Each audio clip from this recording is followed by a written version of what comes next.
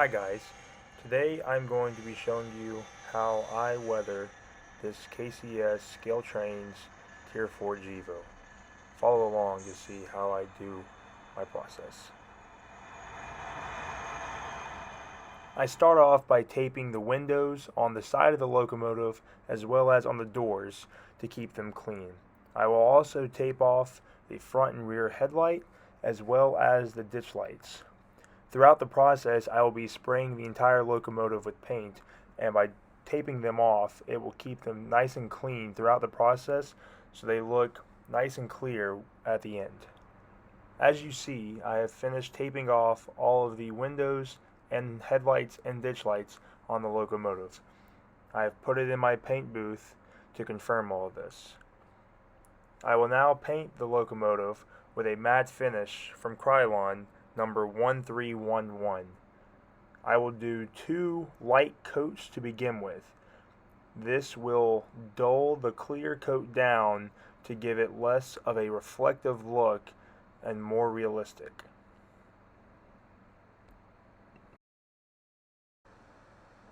For the weathering of the trucks and the undercarriage, I'm using paint from Vallejo, combining a light gray and dark brown in an 8:2 mix into my airbrush, thinning it 50% with airbrush thinner. Once I have mixed these, I go back and forth doing light coats across the entire bottom of the engine. By doing light coats, this allows me to add more over time and not do too much at once to create buildup. Overall, this will create a better look for the engine. As I go back and forth, I am making sure to get into the cracks and crevices of the engine. Once I have done that, I will tip the engine in order to make sure I'm getting the bottom side of the trucks and the fuel tank, as well as underneath the handrails.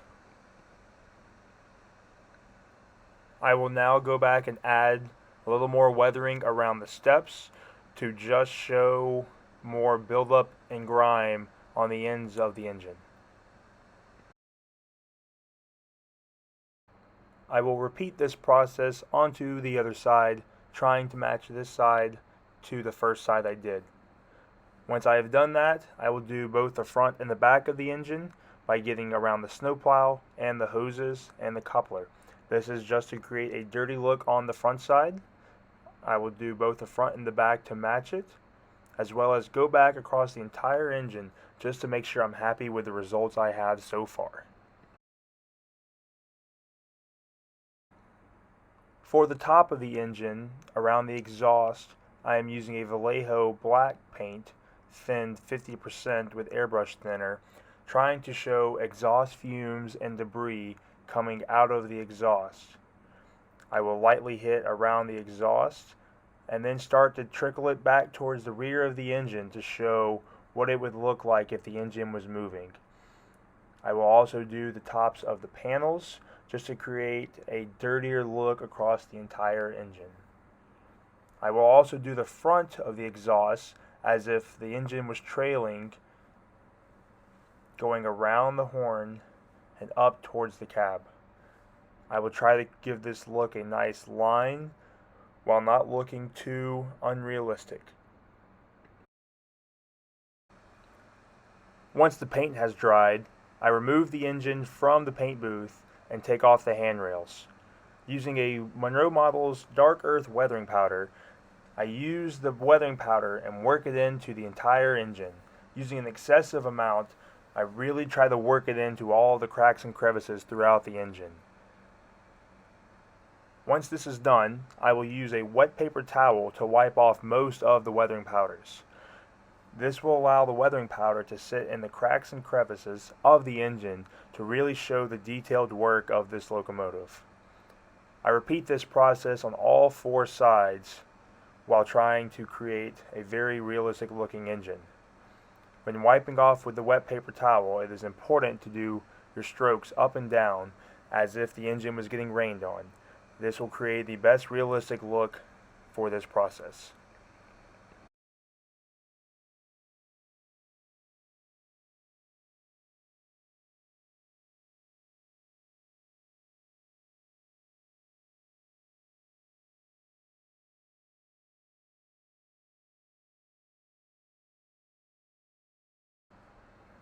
Again, using a Monroe Models weathering powder, I use grimy black powder around the exhaust stack and panels to create that soot look around it. I will work this weathering powder in around the entire roof of the engine, trying to really show the details of this engine.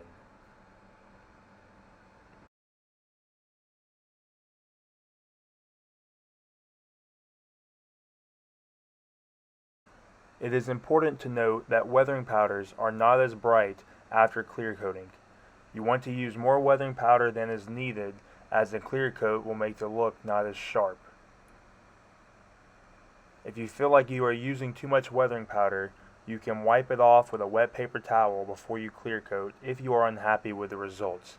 Here I am basically making the entire roof black, knowing that some of the clear coat will knock off a lot of the darkness.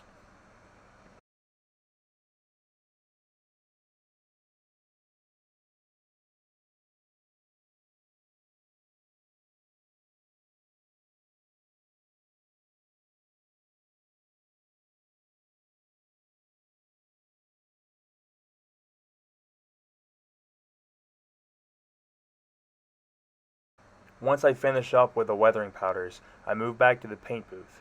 Using an acrylic black paint from a Vallejo, I lightly put a small layer down underneath the fuel cap and around the air tanks to show water spillage and fuel spillage here recently.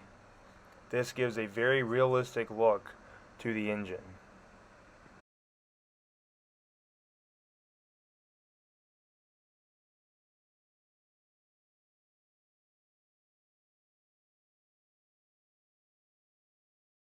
Once I finish up using the acrylic paint, I go back to using a Monroe Models rusty brown weathering powder around the trucks and the fuel tanks.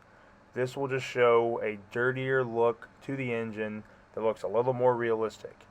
I am not trying to add a lot of weathering powder, I am simply trying to work it into the detail of the engine to really show it being used on the layout.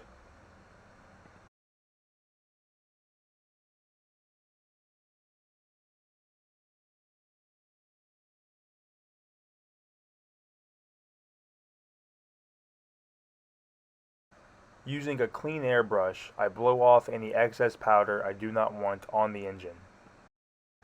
Once I am happy with the results, I spray 2 coats of clear on the engine. It is important to note that too many clear coats at once can sometimes peel the stickers and paints off the engine. Using 91% rubbing alcohol and a paper towel, I run the engine back and forth using track power in order to clean the wheels from the paint and debris buildup throughout the entire process.